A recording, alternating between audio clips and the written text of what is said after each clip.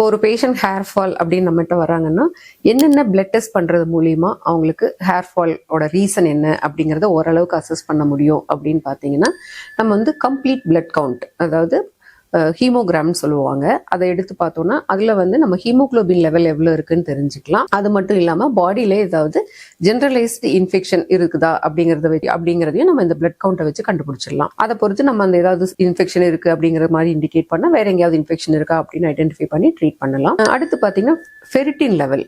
யூஸ்வலா ஃபெரிட்டின்ங்கிறது வந்து அயனோட storage form. அந்த ஃபெரிட்டின் லெவலை வந்து நம்ம மெஷர் பண்றது மூலியமா இந்த ஃபெரிட்டின் வந்து நமக்கு மெயினா ஹேர் க்ரோ ஆகிறதுக்கு ரொம்ப தேவையான ஒரு பொருள். அப்போ வந்து அந்த ஃபெரிட்டின் கம்மியா இருக்கு அப்படின்னா அயனோட ஸ்டோரேஜ் லெவல் கம்மியா இருக்கு. அப்போ வந்து கொஞ்சம் பேஷண்ட் அனிமிக்கா இருக்காங்க அப்படின்னு சொல்லிட்டு நம்ம அதை கரெக்ட் பண்ண தேவை இருக்கும். விட்டமின் B12 லெவலையும் நம்ம வந்து பிளட்ல மெஷர் பண்ணி பார்க்கறது மூலியமா நம்ம வந்து அதனோட லெவல் எப்படி இருக்குன்னு பார்த்துக்கலாம். விட்டமின் B12 வந்து ஒரு இம்பார்ட்டன்டான நியூட்ரிஷன் நம்மளுக்கு வந்து ஹேர் வந்து நல்லா க்ரோ ஆகிறதுக்கு. இது வந்து பாத்தீங்கன்னா நான்வெஜ் சாப்பிட்றவங்களுக்கு யூஸ்வலா விட்டமின் B12 டெஃபிஷியன்சி வர்றது ரொம்ப ரேரு. வெஜ் மட்டும் எடுத்துக்கிறவங்களுக்கு விட்டமின் B12 டெஃபிஷியன்சி வரலாம். அடுத்து வந்து பாத்தீங்கன்னா ஜிங்க் வந்து ஹேரோட ஃபாலிக்கலோட ஹெல்த்தை இம்ப்ரூவ் பண்றதுக்கு தேவைப்படக்கூடிய ஒரு பொருள். இதை வந்து பிளட்ல நம்ம மெஷர் பண்றது மூலியமாவும் ஜிங்க் லெவல் கம்மியா இருந்ததுன்னா அதை ரீப்ளேஸ் பண்ணி நம்மளால ஹேர் ஃபாலை ட்ரீட் பண்ண முடியும். அப்புறம் பாத்தீங்கன்னா ஹார்மோனல் இவாலுவேஷன்.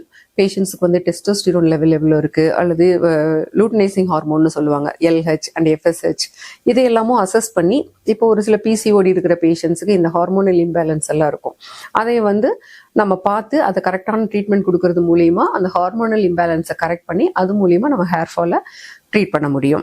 இன்னொன்று பிளட் சுகர் லெவலும் நம்ம பார்க்க வேண்டியிருக்கும். ஏன்னா இப்போ வந்து பேஷண்ட்ஸ் வந்து டயபெட்டிக்கா இருக்காங்க, கிரானிக்கா பிளட் சுகர் அதிகமாக இருக்கு அவங்க பிளட்ல அப்படின்னா அவங்களுக்கும் வந்து ஹேர் ஃபால் வர்றதுக்கு வாய்ப்பு இருக்கு.